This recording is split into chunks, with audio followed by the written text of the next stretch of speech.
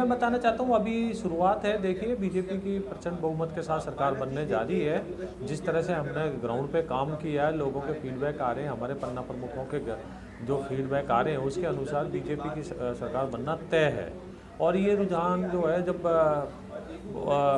परिणाम में बदलेंगे तो आप देखेंगे कि बीजेपी की स्पष्ट तौर पर बहुमत वाली सरकार बनेगी। अब की बार हमें वैसे अब 27 सीटों पर रुझान आ गए हैं, जिसमें कांग्रेस है 16 पर, भाजपा है 9 पर। भाजपा को 4 सीटों का नुकसान हो रहा है संजय जी। अब गैप लंबा हो गया, गैप बढ़ रहा अब है। ऑलमोस्ट ये हाफ बड़े का गैप। शुरुआती वो हैं, अभी तक तो पूरी सीटों के 90 सीटों के रुझान भी नहीं आए। जी, लेकिन अभी ये रुझान है। अभी शुरू में हम आ गए थे, अभी वो भी नहीं, हम पीछे लोग थे, भी अब यही वो बोल आगे रहे हो हैं। गए। तो ये चलेगा। अभी 2 घंटे के बाद तस्वीर थोड़ी थोड़ी साफ होने लगेगी और उसमें बीजेपी धीरे धीरे गेन करेगी और हम बहुत आगे निकल जाएंगे इनसे। किस राज्य की बात कर रहे हैं आप? हरियाणा की, जम्मू कश्मीर? कहाँ आगे निकल जाएंगे आप? कहाँ निकल जाएंगे आप? जी मैं सुन नहीं पाया आपकी। हरियाणा में आगे निकल जाएंगे कि जम्मू कश्मीर में? कहाँ आगे निकलेंगे आप? हरियाणा की बातें नहीं, जम्मू कश्मीर में भी हमारी सरकार बनेगी। हरियाणा की मैं बात कर रहा हूँ। हरियाणा में हमारी निश्चित तौर पे सरकार बनने जा रही है और जम्मू कश्मीर में भी। जम्मू कश्मीर में तो मैं आप ही का वो देख रहा हूँ, तो उसमें बीजेपी 4 और कांग्रेस और एनसी 4 के ऊपर है। तो अभी ये स्टार्टिंग हमारा हरियाणा का नहीं दिख रहा है क्या वहाँ पे? अभी कहना बहुत मुश्किल है। हमारे हरियाणा के नंबर नहीं दिख रहे क्या साहब? जिस तरह से हमने काम सिर्फ जम्मू कश्मीर के ही देख रहे हैं आप?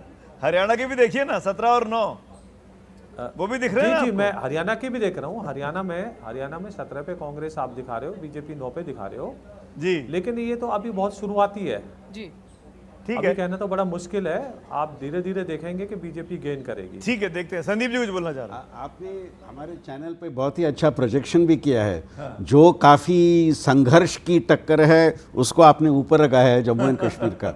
एंड जिस पे काफ़ी एग्जिट पोल्स ने एक तरफा एक फैसला दिया है उसको आपने नीचे लंबे में लगाया है। तो वो भी काफ़ी इंटरेस्टिंग है कि जहाँ टक्कर की कांटे की टक्कर है आपने उसको ऊपर लगाया उधर, क्योंकि वहीं पर ज़्यादा नज़र जा रही है। क्योंकि अब 11 सीटों का रुझान आ गया है जम्मू एंड कश्मीर से।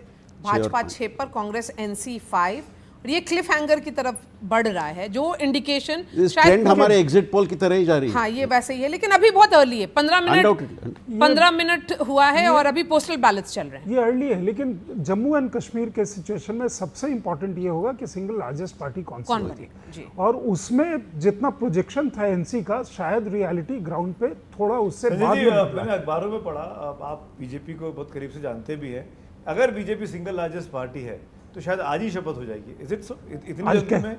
आज कैसे? अखबारों में कुछ जगह निकला है? नहीं, अखबार में तो कई बार आज ही शपथ दिला देंगे। कई बार देखिए पतंग उड़ाने के लिए होता है कि आपने कितनी ढील दे दी और किसी को आया, किसी की ऐसी जानकारी हो सकती है। अब सोचिए आज कैसे कोई वो बन सकता है।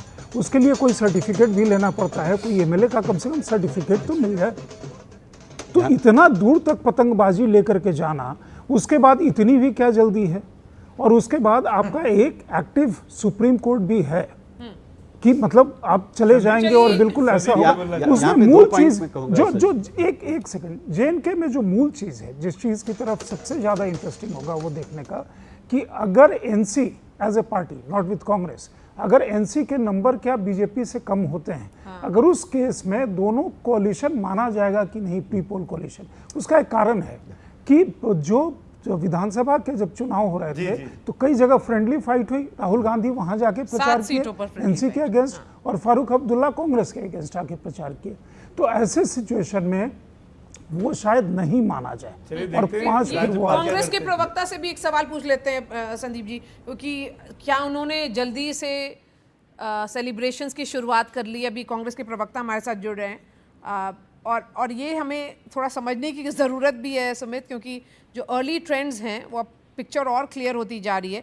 दोनों पार्टीज डबल डिजिट पे पहुंच गई है हरियाणा में, कांग्रेस 19 और भाजपा 11, लेकिन भाजपा को 3 सीटों का नुकसान है, कांग्रेस को 4 सीटों का गेन है, और जेजेपी -2 पर है, और अदर्स जो हैं वो 2 हैं, जो जिसमें से 1 सीट का उनका गेन है, वो इंटरेस्टिंग है। और उसके अलावा जम्मू एंड कश्मीर में क्लियरली नेक एंड नेक है, भाजपा 7, कांग्रेस एनसी 7। तो अगर ऐसा सिचुएशन रहा संदीप जी कि आपने 7 बोला और वो 8 हो गया, अब कांग्रेस 8 हो गया। अगर एनसी क्योंकि उन्होंने ज़्यादा सीटों पर कॉन्टेस्ट किया है, 56 सीट्स पे कॉन्टेस्ट किया है, तो अगर उनका नंबर भाजपा से कम रहा तो क्या सिचुएशन होगा? देखिए यहाँ पे दो चीज़ें हैं। हाँ। अगर कांग्रेस और एनसी को साथ में 45 के पास आए या 45 को क्रॉस करे तो उनको रोकना थोड़ा मुश्किल होगा।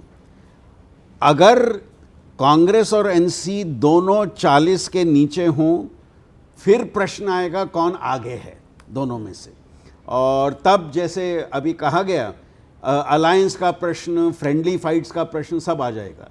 सो अगर कोई भी पार्टी 40 से पार नहीं जाता है और अलायंस 40 से पार नहीं जाता है, फिर सिंगल लार्जेस्ट पार्टी का विषय तो ओपनली इंपॉर्टेंट हो जाएगा।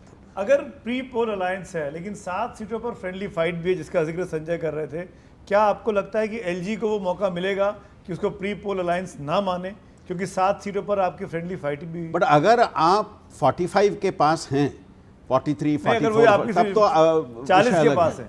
बट अगर कोई भी सिंगल पार्टी 40 क्रॉस नहीं करता है और अलायंस 45 क्रॉस नहीं करता है, फिर शायद सिंगल लार्जेस्ट पार्टी का ही दावा ज्यादा होगा। तो ऐसे में सबसे बड़ी पार्टी कौन निकल कर आता है दोपहर में जम्मू कश्मीर में, तब तक ये सीन साफ हो पाएगा कि किसकी सरकार बन रही है, किसकी सरकार नहीं बन रही है।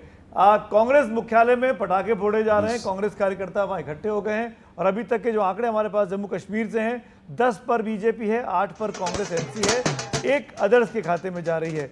ये 19 का फिगर आपके सामने है, 19 के रुझान हमारे सामने। हमारे साथ एक वरिष्ठ पत्रकार कश्मीर से भारद्वाज साहब जुड़ रहे हैं, उनके पास चलेंगे सीधा और उनसे बात करते हैं। अभी तक के रुझानों में कैसा दिख रहा है सर आपको? क्या ये संभव है कि एक वहां पर हंग असेंबली आए, त्रिशंकु विधानसभा आए, जैसे कि ज्यादातर पोल्स ने कहा है? सुमित, आप मेरी आवाज सुन सकते हैं? जी बिल्कुल सुन सकता हूँ। सुमित, मेरा नाम तरुण उपाध्याय है, भारद्वाज। माफ करिएगा सर, तरुण उपाध्याय। सुमित, जो आंकड़े जो आप अभी दिखा रहे हैं, 10 और 8 का, 10 बीजेपी और कांग्रेस 8 का, ये मुझे लगता है अभी अर्ली ट्रेंड है, पोस्टल बैलेट होंगे वो उसका नतीजा होगा।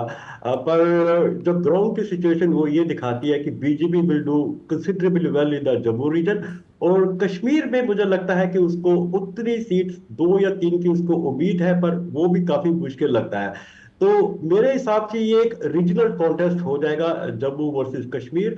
और अगर जैसे बाकी आपके जो विशेषज्ञ हैं वो कह रहे हैं, पर मेरा ये मानना है कि अभी जो लग रहा है कि बीजेपी एट द बैक्स 25 या 27 ले सकती है, जो मेरा मानना है। पर उसके बाद फिर इंपॉर्टेंट बात ये रहेगी कि बीजेपी के साथ कौन आएगा, क्योंकि जहां तक मुझे लगता है, जो जानकारी है, Kashmir based party absolutely no. National Conference और कांग्रेस का अलायंस हो चुका है, ऑलरेडी प्री पोल अलायंस है। हालांकि इसको कांग्रेस को इसके कारण क्षति भी पहुंची है, it has damage it to a certain extent. तो अगर बीजेपी के पास नंबर नहीं आते हैं, अदर्स कौन आते हैं, क्या वेदर एआईपी या इंडिपेंडेंट उसको ज्वाइन करेंगे, और उसके बावजूद भी उसके पास कंसिडरेबल नंबर, क्योंकि अभी तो 48 हो जाएगा, क्योंकि 5 की नॉमिनेशन भी एलजी ने कर रही है, जिसके ऊपर काफी कंट्रोवर्सी है। तो नंबर नहीं आने पर क्या जम्मू लेफ्ट आउट हो जाएगा गवर्नर्स के ऊपर, गवर्नर्स सिस्टम में?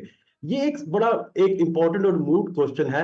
पर आने वाले समय में देखते हैं कि थोड़े देर बाद बीजेपी को कितना नंबर मिलता है और एनसी कांग्रेस का डिप कितना होता है। पर इनफैक्ट 47 सीट्स पर क्लैरिटी आ गई है, और इनफैक्ट ये जो है ये पोस्टल बैलेट है, डायरेक्शन बता रहा है कांग्रेस 24, भाजपा 19, लेकिन ये जो है ये हरियाणा का ट्रेंड है, और जो जम्मू एंड कश्मीर का ट्रेंड है वो भाजपा 11 पर, कांग्रेस एनसी 8 पर।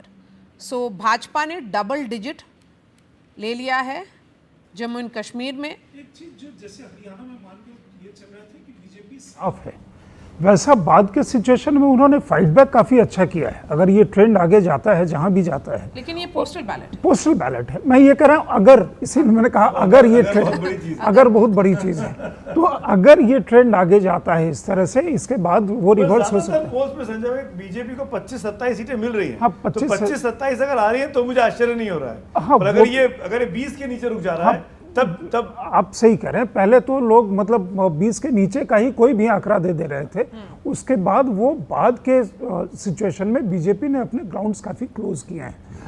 अपने रैंक्स क्लोज किए हैं। जेएनके में भी वही सिचुएशन है, जो मतलब हरियाणा में चूंकि आप ऑलरेडी 10 साल से थे, तीसरी बार आज तक कोई नहीं जीता, और ये भी 2 बार से ट्रेंड है 10-10 साल का, 2004 से, नहीं तो उसके पहले तो हर बार मतलब। जैसे आप संजय भाई बोल रहे हैं ना कि हरियाणा बीजेपी के लिए अग्नि परीक्षा है, ऐसे मुझे लगता है संदीप जी कांग्रेस के लिए जम्मू अग्नि परीक्षा है।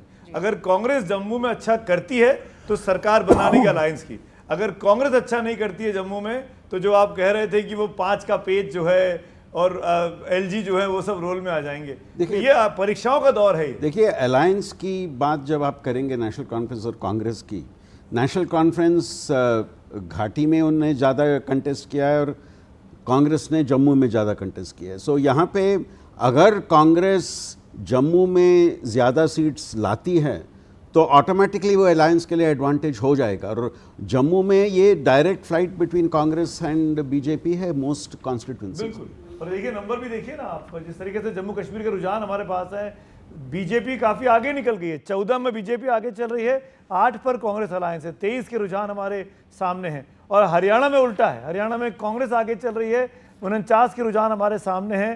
आप कह सकते हैं कि आधे नंबर हमारे पास आ चुके हैं, 26 पे कांग्रेस और 19 पर भारतीय जनता पार्टी।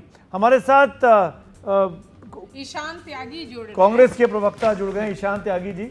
ईशान जी, ये क्या है, जम्मू कश्मीर में क्या हो रहा है?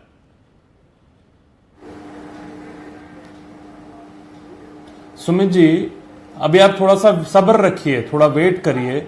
आप जैसे जैसे अभी आगे बढ़ती जाएगी काउंटिंग, अभी तो देखिए पोस्टल बैलेट खुले हैं, जैसे जैसे काउंटिंग आगे बढ़ती जाएगी आपको ये दिखेगा कि जम्मू कश्मीर के जो मुद्दे थे और जिसपे हमारा गठबंधन लड़ा है, उन्हीं मुद्दों को आगे बढ़ाते हुए, जिस तरह से वहां पे जनता प्रताड़ित थी, पहली बार देश के हमारे इसमें हिस्ट्री में ऐसा हुआ है हमारे देश की कि एक राज्य का दर्जा गिरा के एक स्टेट का उसको यूनियन टेरिटरी बना दिया गया। तो आप देखेंगे अभी धीरे धीरे कि वहां पे जो आपको ट्रेंड बनता जाएगा वो कांग्रेस और एनसी के फेवर में बनता जाएगा।